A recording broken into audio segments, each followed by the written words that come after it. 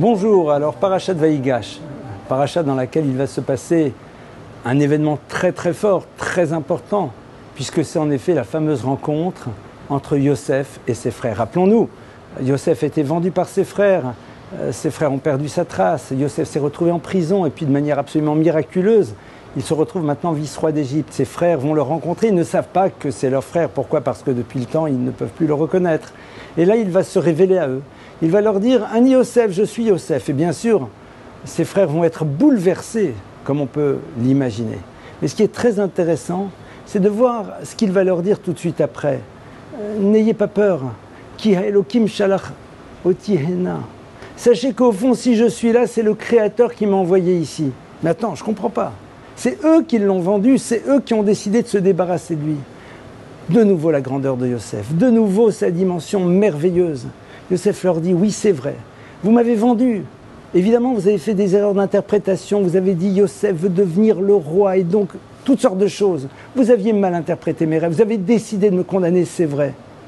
Mais Yosef lui réfléchit et se dit, mais au fond, pourquoi cette histoire m'arrive?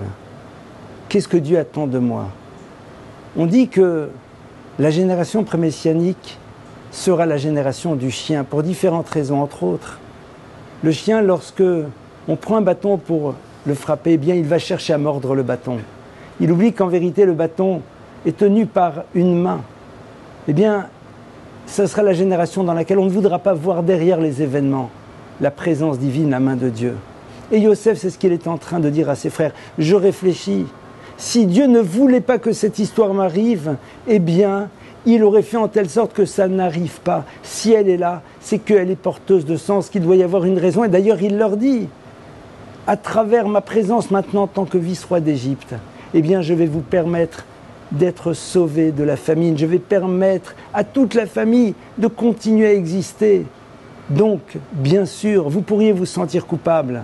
Mais moi, de mon côté, j'ai décidé de ne pas vous accabler, j'ai décidé de ne pas vous accuser, j'ai décidé de ne pas instrumentaliser votre dysfonctionnement pour créer une relation dissonante, pas du tout. Il fait en telle sorte d'imaginer la sensibilité de ses frères, ce qu'ils peuvent vivre, et il décide justement de les apaiser. Exemple ô combien incroyable, à nouveau, de Yosef, qui pour nous est une référence absolue, qui est capable en effet, dans l'adversité, de chercher à réfléchir qu'est-ce que Dieu veut de lui, qu'est-ce qu'il doit faire, et chercher à grandir à travers cela. Un exemple merveilleux.